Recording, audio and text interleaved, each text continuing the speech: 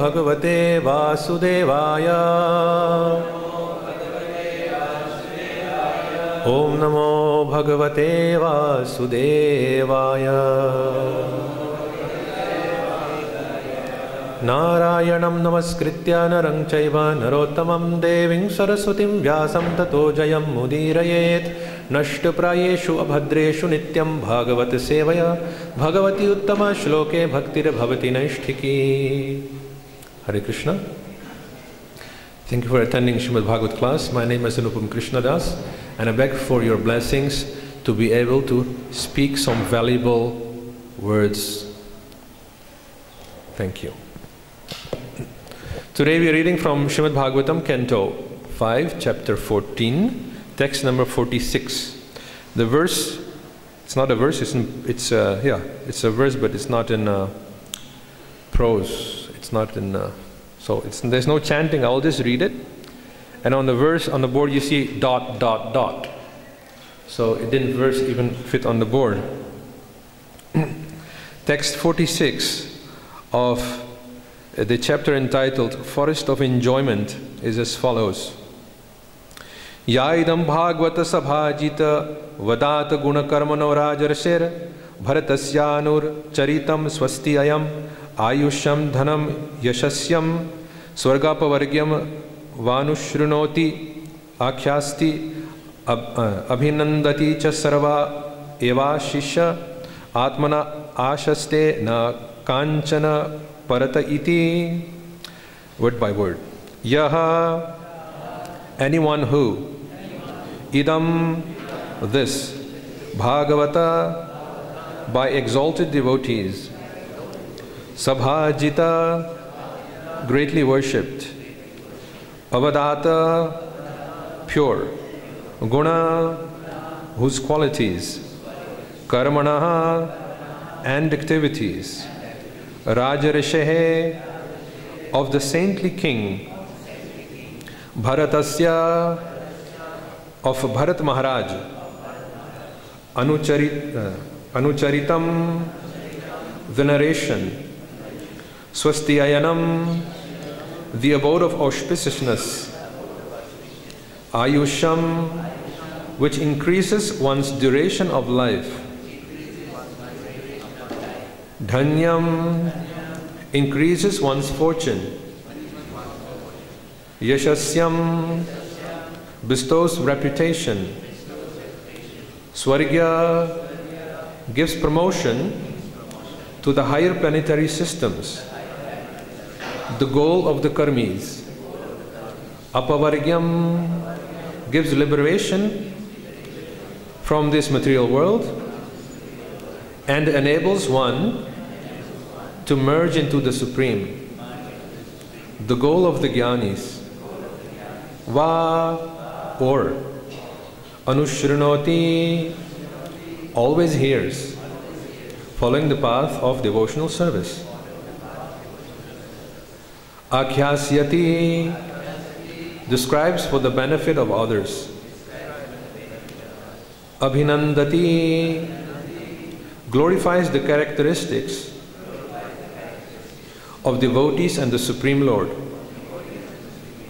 Cha, and sarvaha, all, eva, certainly, ashishaha, blessings, atmanaha, for himself, ashaste, he achieves, na, not, kanchana, anything, parataha, from anyone else, iti, thus. Translation and purport by Srila Prabhupada ki jai. Devotees interested in hearing and chanting Shravanam Kirtanam regularly discuss the pure characteristics of Bharat Maharaj and praise his activities. If one submissively hears and chants about the all-auspicious Maharaj Bharat, one's lifespan and material opulences certainly increase. One can become very famous and easily attain promotion to the heavenly planets, or attain liberation by merging into the existence of the Lord. Whatever one desires can be attained simply by hearing, chanting and glorifying the activities of Maharaj Bharat. In this way, one can fulfill all his material and spiritual desires. One does not have to ask anyone else for these things. For simply by studying the life of Maharaj Bharat, one can attain all desirable things. Purport. The forest of material existence is summarized in this 14th chapter. The word Bhavatavi refers to the path of material existence. The merchant is the living entity who comes to the forest of material existence to try to make money for sense gratification. The 6 plunderers are the senses: eyes, ears, nose, tongue, touch and mind. The bad leader is diverted intelligence. Intelligence is meant for Krishna consciousness, but due to material existence we divert all our intelligence to achieve material facilities. Everything belongs to Krishna, the Supreme Personality of Godhead. But due to our perverted mind and senses, we plunder the property of the Lord and engage in satisfying our senses. The jackals and tigers in the forest are our family members, and the herbs and creepers are our material desires. The mountain cave is our happy home, and the mosquitoes and serpents are our enemies. The rats, beasts, and vultures are different types of thieves who take away our possessions. And the Gandharvapura is the phantasmagoria of the body and home. The will-o'-the-wisp is our attraction for gold and its color. And material residence and wealth are the ingredients for our material enjoyment. The whirlwind is our attraction for our wife.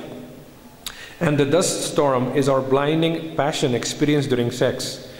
The demigods control the different directions, and the cricket is the harsh words spoken by our enemy during our absence. The owl is the person who directly insults us, and the impious trees are impious men. The waterless river represents atheists who give us trouble in this world and in the next. The meat-eating demons are the government officials.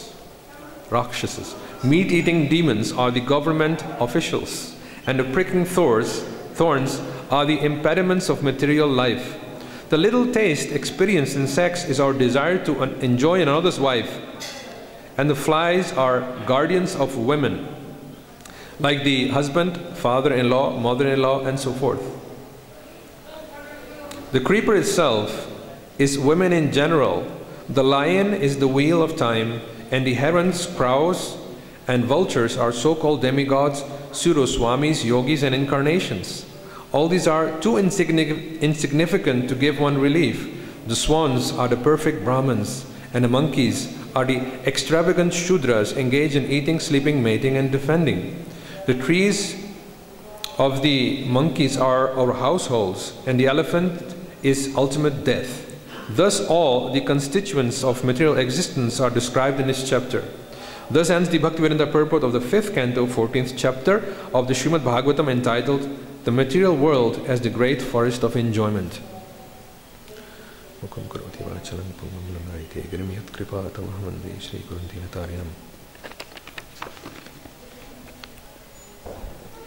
So this is the very last verse of this chapter of the forest of material enjoyment. The historical description or history of Maharaj Bharat is very interesting. It is a clear example of how an Uttama Adhikari devotee descends to the Madhyama level in order to pick up a conditioned soul. An Uttama Adhikari devotee, as the word says, Adhikar, his quality is he can see the absolute truth, the variegated oneness, the spiritual level. But a conditioned soul generally is not able to do that. And is very much absorbed in the body and the mind.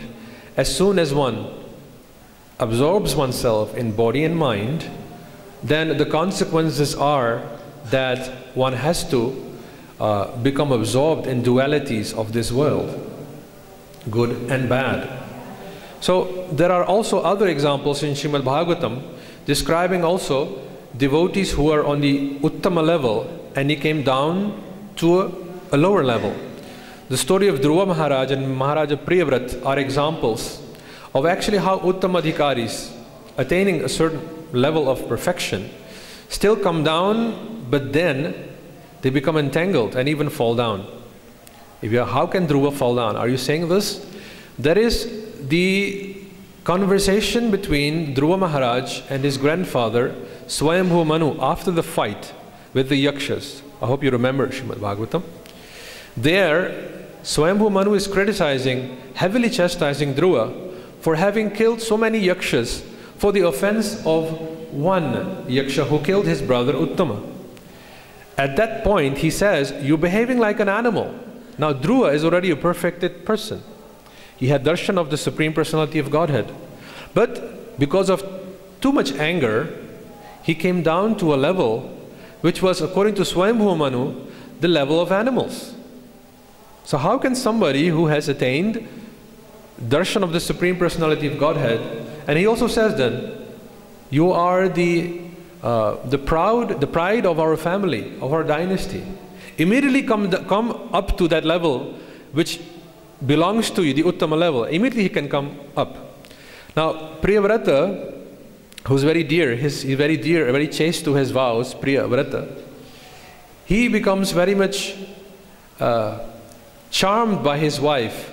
His wife was, what was his name? Barhishmati, right?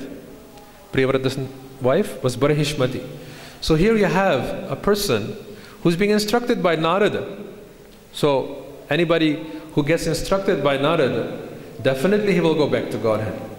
But here you find an Uttamadhikari coming down to another level and then becomes a little bit enamored and gets stuck in that. But this is another one. This is Jadbharat, who chooses to come down from the Uttama to the Madhyama level in order to preach to a person who is very much entangled in this world, which is Maharaja Rahugan. So actual real preaching starts after one attains the Uttamadhikari level.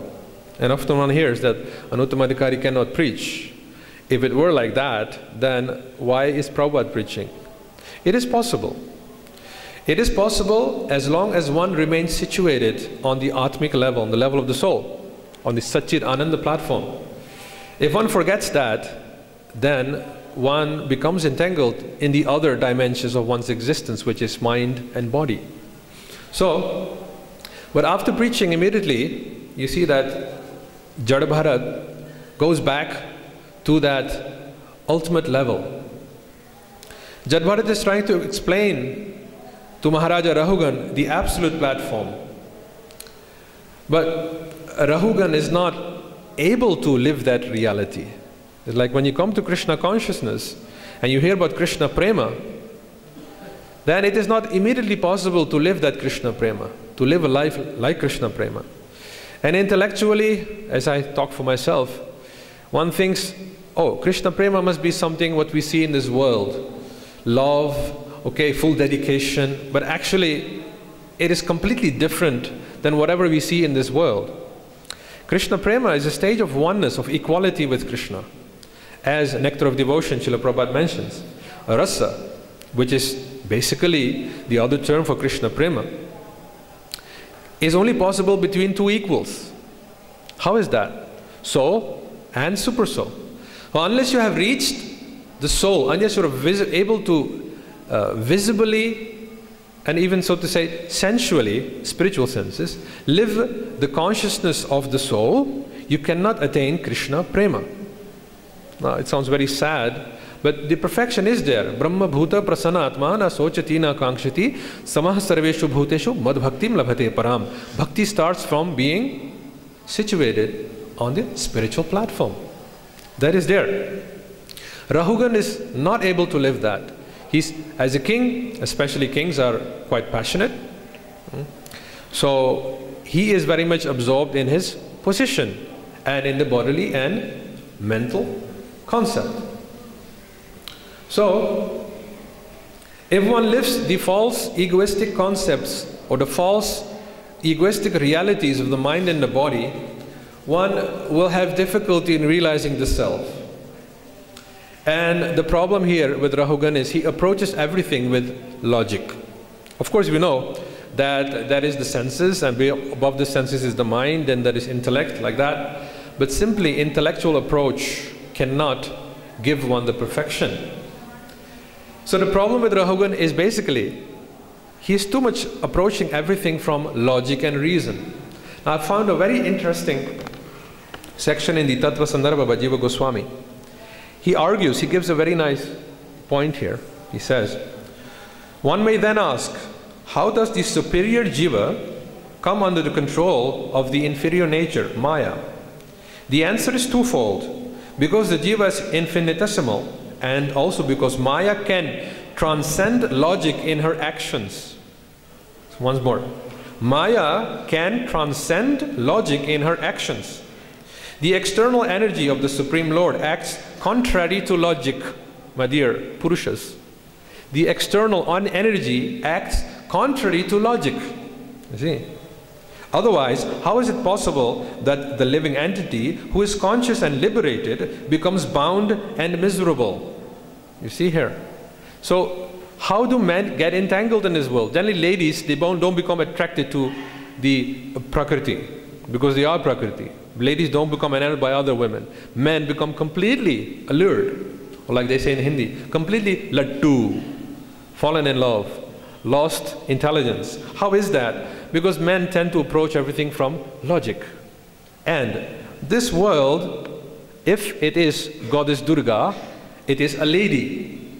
So how does material nature function? Not through viveka or logic, but through emotion. Aha. And what happens when men get emotional? If a man starts crying, he can't think anymore. You see this? You see a couple, the father is very much hugging his child. As soon as the diapers get wet, oh, take your child. Now it's your child. See? He can't. But the lady, she can and be emotional and think rationally at the same time. See, this is beyond logic, isn't it? Now it's silence. Anybody knows the cause? It's beyond logic. Material nature is like that. Therefore, if you want to understand Bhagavatam or conquer the senses, it is not by fighting the mind with the mind, or even fighting the mind with your intelligence. It will not be possible. Because the mind is the energy of Aniruddha. See? Who can fight Lord Aniruddha? Anybody? Can fight Lord Aniruddha and defeat him and then conquer him? Impossible.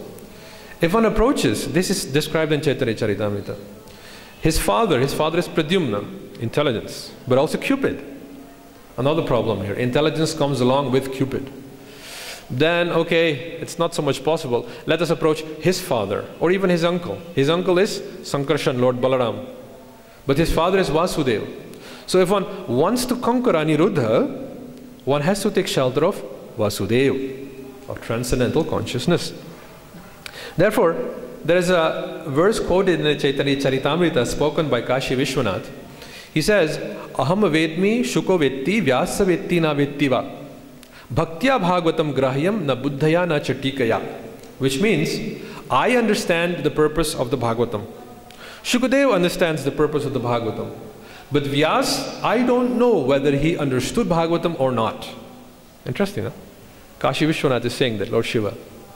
Because Bhagavatam is understood by bhakti, not by intelligence or logic, neither by commentaries. And Prabhupada actually translates that, illusory commentaries. So, an intellectual approach to Bhagavatam will bring you to a certain level of understanding, but not give you the actual essence of Bhagavatam, which you want, that Krishna Prema. So, that emotion and feeling or bhava is beyond intellect, can easily be understood. And this is coming from Ramanujacharya's psychological analysis. There are three stages of consciousness. Jagrat, wakefulness.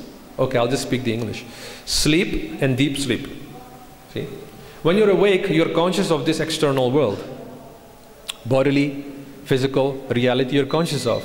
When you're asleep, whether this world is dissolved or not doesn't matter. You're sleeping and you're having dreams. You're conscious of your subtle reality. Your desires, basically. Actually, desires steer the mind. Just like Pradyumna steers Aniruddha. So if you're wondering why your mind is not calm and peaceful, because you have a whirlwind of desires in your heart. If desires become silenced, then it is possible that the mind becomes silenced. Jai Shri Shri Krishna Balaram ki jai, Shri Shri Radha Shyam Sundar Lalita Vishakha Sakhi ki jai, Shri Shri Gaur Nitai ki jai, Srila Prabhupada ki jai, Srila Bhakti Siddhanta Sri Thakur ki jai. So now, as one dives deeper into these levels of consciousness, from Jagrat to sleep to deep sleep, in deep sleep there are no dreams. There is only a feeling of satisfaction and happiness. So there Ramanuja claims, because of that, that feeling is, in a deeper levels coming closer towards the soul, there is no intellect and there is no consciousness of this external world. There is only feeling. There is only emotion, basically. Therefore, it is beyond intellect and logic, meaning material intellect and logic, like that. So therefore, it is not by mere intellectualizing, Nayam Atma Pravachanena Labhya, or even Bhagavatam says, Nashta Prayeshu Abhadreshu. Why it says Prayeshu? Prayeshu means almost. Why not Nashta Purneshu Abhadreshu? Completely destroyed. Unless one lives the Srimad Bhagavatam, lives the level of the soul, Sachidananda, one will not be able to eliminate all these abhadreshu, all these anarthas, all these abhadra, inauspiciousness. You see? One will not be able to do that. And therefore, we have the process of chanting of Hare Krishna. And yes, we know Jivar Sarupa Hare Krishna Nityadas, and we might chant that 16 rounds a day, but is the body not Krishna Das? Is the mind not Krishna Das? Is it? They're also Krishna Das, isn't it?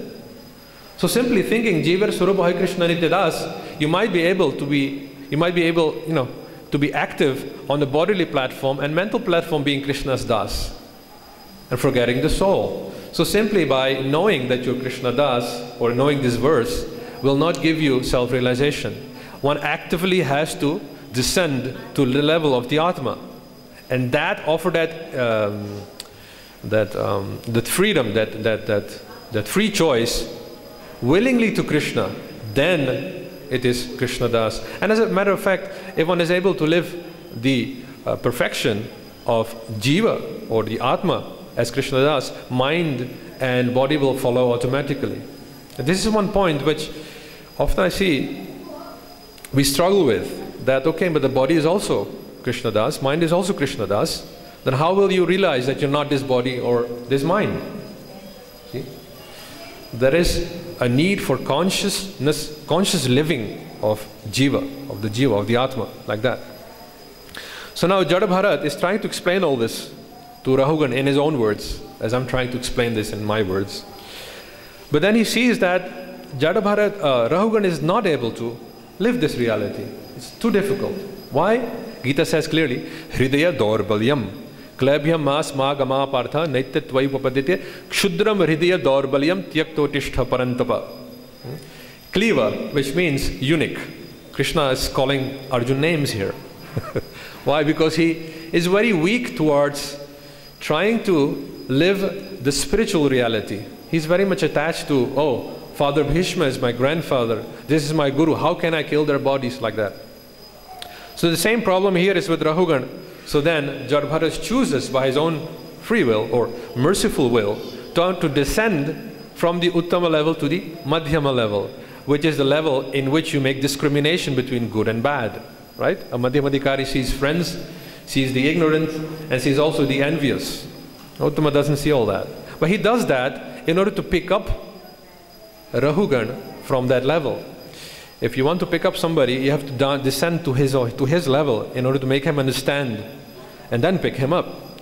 And this whole forest of material enjoyment, this chapter, is only dealing with these material dualities. Why? Not because Jadabharat is on that level, no. Rahugan is on that level. See? And after preaching so much, then it says, his heart, in Jadabharat, he situates himself as the Madhikari in 5:13-24. He says, and his heart became again calm and quiet like an ocean. See? Brahma Bhuta Prasannatma. So Jada Bharat does not fall down here. He doesn't become enamored by the influence of material nature, even after giving this chapter of Forest of Enjoyment. So if one analyzes our sadhana, or our process of Krishna consciousness, or one can say bhakti yoga, then the stages of Shraddha, Sadhu Sangha, Bhajana Kriya, Anartha Nivriti. If you look at them, Shraddha means some initial faith, that okay, these Hare Krishna fellows are okay, they're not weird people dancing in their mother's bed sheets. No, they have some substantial philosophy, so let me go to them and associate with them. Shraddha, Sadhu Sangha, Bhajana Kriya. Up to Anartha Nivriti is all renunciation. Why does one do bhajan initially? In order to attain the next level, Anartha Nivriti. See? So this is the first part. And if one, like, it's one thing, but like, take it in two parts, then it becomes a little bit more clear. Then the next part is Nishtha, Ruchi, Asakti, Bhava and Prema. Now from Nishtha to Prema is all attachment. See? It is attachment to Krishna. So renunciation and attachment. This is the process which we are practicing. By cleaning and by giving up things. First by making a vow in front of the deities and the fire and spiritual master. Physically I will refrain from all these 4 bad things. But even after initiation, does the mind also cooperate? Does one also follow the 4 regulative principles in the mind? Yes or no? Not always. The mind tends to speculate. The mind tends to become attracted to the opposite gender. Like that. So, one still has to cleanse the mind also. Anartha Nivriti, subtle cleansing. And that one has to actively do.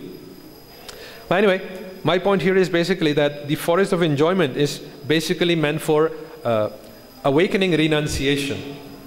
Because by giving such an analytical description, the attraction falls away. And this is the teaching of Kapila also. If one analyzes the body of, take an attractive body in this material world, whatever you're attracted to, or take a car or whatever, money.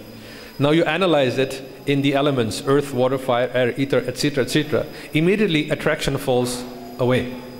By analyzing things, attraction is lost. So therefore, these kind of discussions, like the forest of material enjoyment, are necessary. But it is not that we should stick only on this level. Then one is situated in dualities of this world. No. One has to associate with pure devotees who give a description of Krishna's pastimes. That is the second part, from Nishtha to Prema.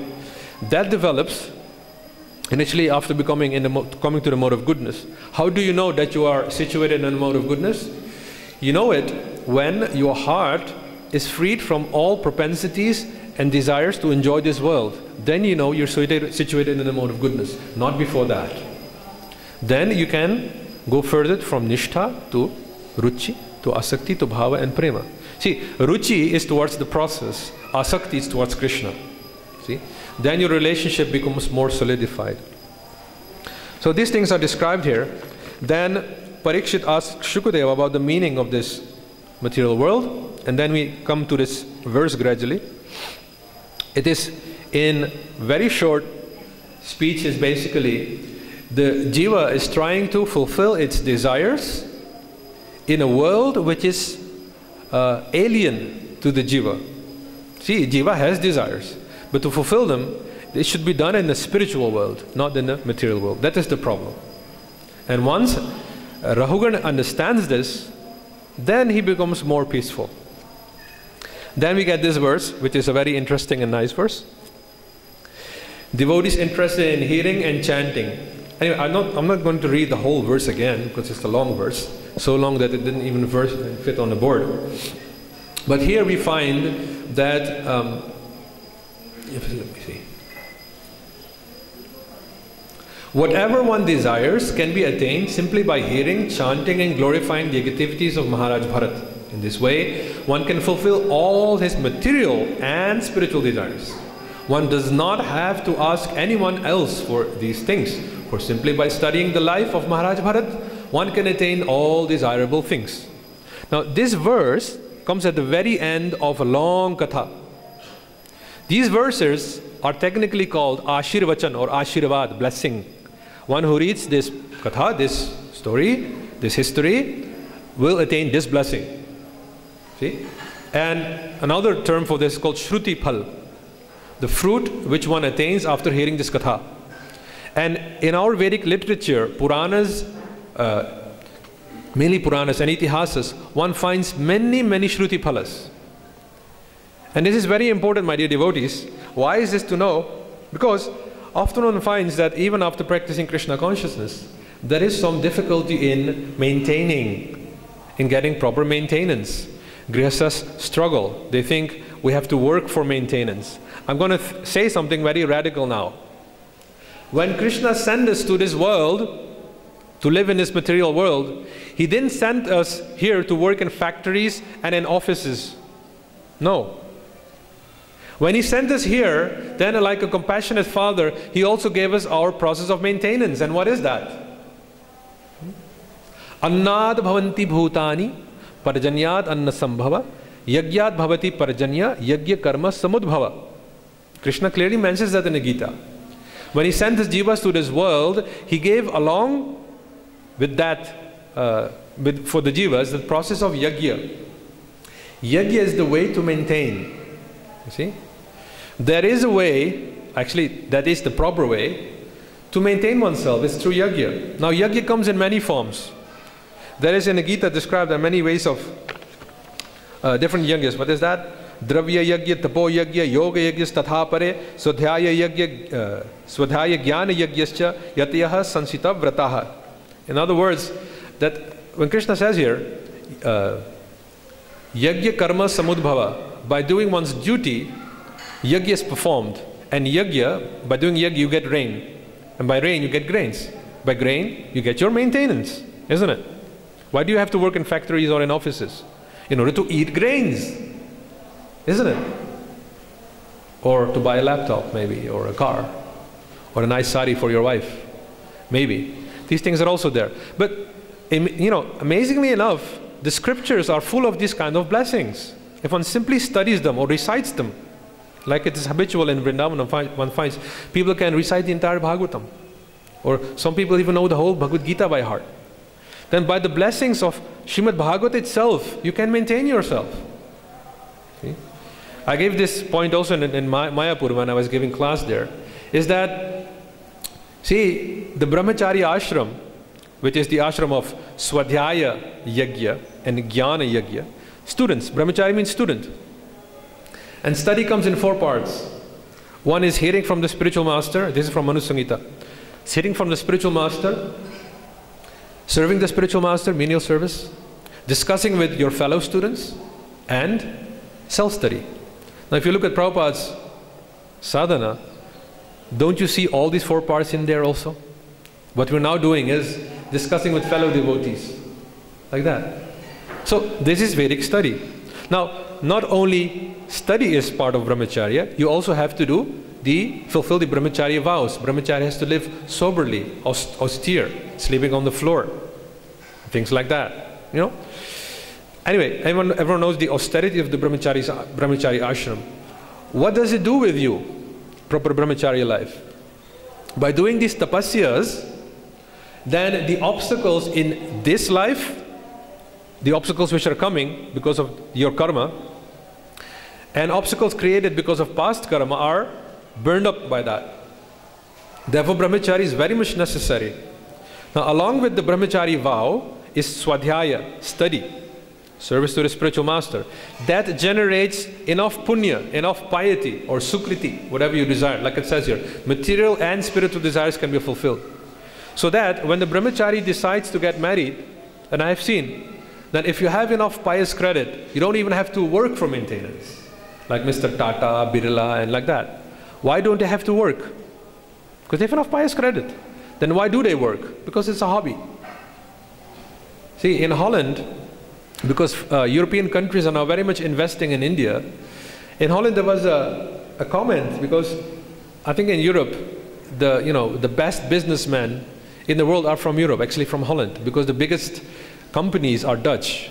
You know, like Shell, Axo, Unilever, these are all Dutch companies. And they are big, huge. So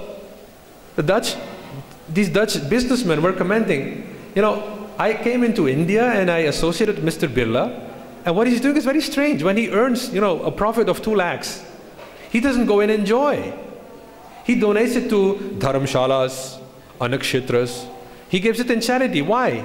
See, this Dutchman is not intelligent enough to understand that if you put things in your bank account of your punya, it is never lost and nobody can steal it. And whenever you need it, you just go to the Lord or your desire, and by that punya, you can get your maintenance. See, this is what brahmacharya does with you. Now, a grihastha also has vows to do. The duty of a grihastha is to feed. When a brahmacharya comes to beg, it's not to criticize and chase him away. Oh, you rascal, go do some kirtan, go work. Like nowadays you'll find, sometimes even in ISKCON. No. A grihastha gives a brahmachari his maintenance. Bhavati bhiksham dehi. By that, a grihastha earns also punya, by which in the next ashram he can maintain himself in that way. So, dharma can give you maintenance. Krishna didn't tell you to go and work in a, car factory or office, or it's called ugra karma in certain places, like Ishopanishad and in the 5th canto. It's called ugra karma. It is possible. One has to have faith in that. But then the question arises, why is it that when I do piety, not immediately the fruit is gained? That is because you have not burned up your obstacles yet. And because of that, you have to do tapasya. Tapasya along with that, with these activities here. Now, along with these vows one has made as a brahmachari, then by the training, one gains proper samskara. Samskara means proper impressions. One becomes purified from bad impressions. See? And it's very much necessary, because simply earning money can also degrade you.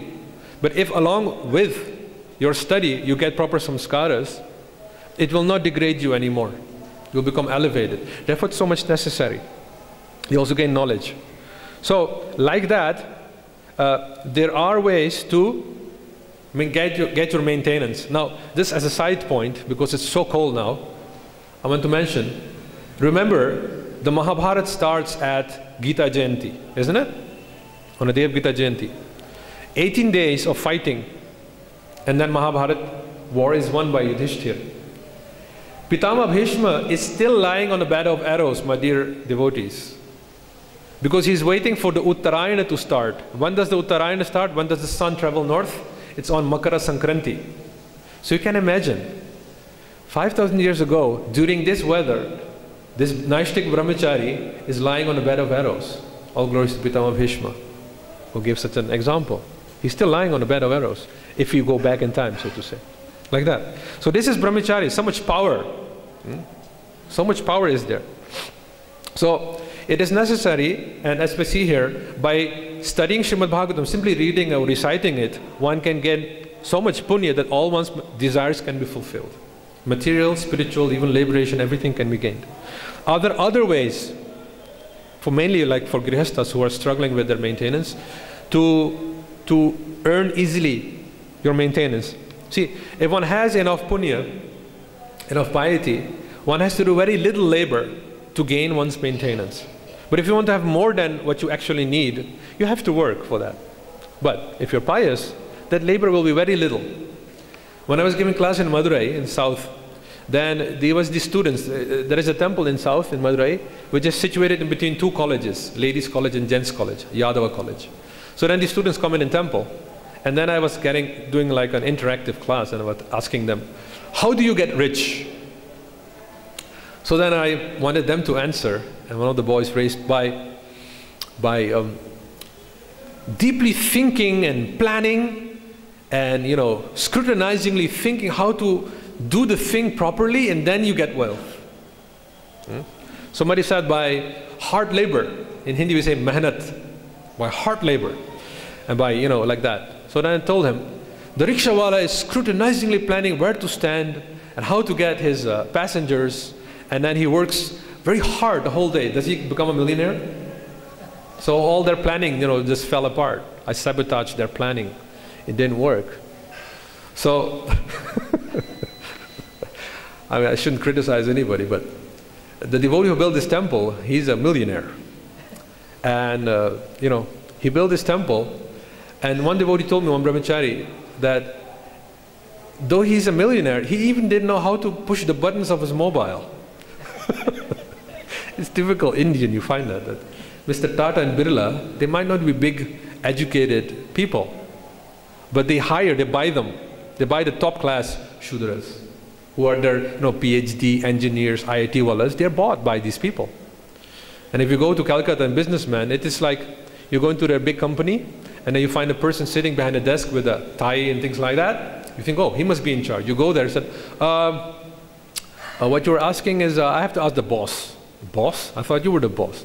Then you go into a small room and you see the boss sitting there or lying there on a mat, eating pan in a t-shirt and then half dhoti, and he's the one who's in charge. See? So that's why. Why is that person in charge and not the person with a three-tie suit? Because of piety. Punya. Like that. Generate enough punya, burn up your obstacles, and whatever you need or desire will be given. Will come to you. There is no need for hard labor. Because that is not Vedic culture, that is not Bharatvarsha's culture. Maybe it's Indian culture, because India was founded by the Britishers. Bharat was founded by Maharaj Bharat. You see? You want to be an Indian or want to be a Bharatiya? Huh?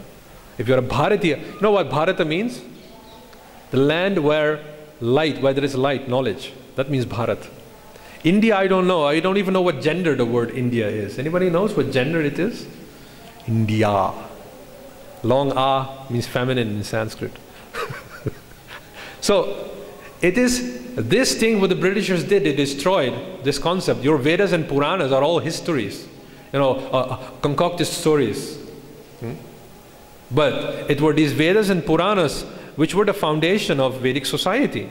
People used to recite them daily and getting enough punya. Therefore, India was known as a golden bird. Sone ki chidiya. Now, they claimed the Vedas and Puranas to be mythological, but they were very eager to transport all that gold, that mythological gold, to London. See? We have to be very careful. What happened here is the Britishers destroyed Indian psychology. And anyway, that's another thing. But the thing is that there are other ways also to maintain oneself. One is by following vratas, Ekadashi vrat. Like Prabhupada's mother, she had a particular vrat she did for Prabhupada's protection. I think it was eating or serving with the left hand, isn't it? So that was her vrat. It's not described in any scripture, but she made a sankalpa. See, when you want to have a fruit from the Bhagavatam, or of course it's fruitive, it's not recommended, but if you are in need, you can go to Bhagavatam or you can go to some kripana, work for some boss, but you can also go to Krishna. Say, my dear Lord, I have surrendered my life to you, but I also need some maintenance. Maybe you can also supply that a little bit, because I have a child who's going to school now and he needs a bicycle, he needs funds for school and things like that. I'm a poor Brahmin. Like that, it's not an offense to ask your Lord for your maintenance. That's my opinion. Sitting on a vyasasana and giving your opinion is not the etiquette, unfortunately. But why not go to Krishna and ask? Why you go to ask, a kripana, a boss who doesn't like you at all? Because when you get things from Shruti Phalas or by doing vratas, then it is blessed. Your relationship with the Lord is made stronger. There is an exchange of love, giving and taking. Of course, it's sakam love, whatever it is, but it is a love. But there is no exchange with your boss. You work because you feel like you're a donkey, and whenever he likes, he can throw you out. But Krishna will never throw you out. Unless you are really a rascal and make a lot of offenses, he will not throw you out. See? And he's also happy to give. Krishna also can give, like Sudama, he gave to Sudama. Another way to attain maintenance, as I mentioned, is by vratas and shruti phalas. So this is one way. But then, like Bhagavatam has many shruti phalas after kathas, but there is also the Sahasranamas, Vishnu Sahasranama, Radha Sahasranam, Krishna Sahasranam, Krishna Kripa Kataksha Stotra. These are all stotras, and at the end you find the Shruti Phal. one who recites this will get this blessing. So by doing this and generating punya, then that is very culture, you get your maintenance. Then what is that? Annad bhavanti bhutani parjanyat anna sambhava. That can be, that can ignite an argument. Prabhupada said we should not do sakam bhakti. We shouldn't bother the Lord with our material desires. It's true. But then on the other side, you find also Prabhupada saying the same thing in Bhagavatam, there where Kardama is in need. He goes to the Lord for his need. He needs a wife. But when the Lord gives a wife, there will not be a divorce because it's blessed. You see? So why not go for a blessed marriage? Why go for a concocted marriage without astrological calculations, without the blessings of the Lord, without blessings of Krishna? And then at the end, crying the whole day and night because your wife ran away with your bank balance, Therefore, dharmasya hi apavargasya narthorthaya upakalpate nartasya dharma ikantasya kamo labhai he smritaha. Dharma should not be used for fulfilling your karma. Is there. But getting maintenance is not. It's the same as karma. One can say maintenance and sense gratification is not the same. Anasaktas vishayan yatharan upayunjita nirbandho Krishna sambandhe yukta vairagya muchyate. In that sense, there can be discussions going back and forth, but just look at yourself. What level are you situated? Are you situated on the Brahmabhuta platform, so you are not in need of anything? If you're not, you are in need. So then not why remain at the lotus feet of the Lord. And then Data ikaram bhikhari sari dunya. The only giver is the Lord, is the Supreme Personality of Godhead, Krishna, or in the sense Ram. And everyone is a beggar. It says like that. So based on this verse I'm saying all this. I have to understand Krishna Prem is the highest goal, but one can also, if one is in need, go to Srimad Bhagavatam for one's maintenance and take shelter of the holy name. And in this way, one can be and purified and be happy and don't have to beg from some kripana for some, fee or for some money. I think this is all I had to say. I'll end here. Is there any questions or comments? Yes, Prabhu. You need the mic? Please take the mic and give him.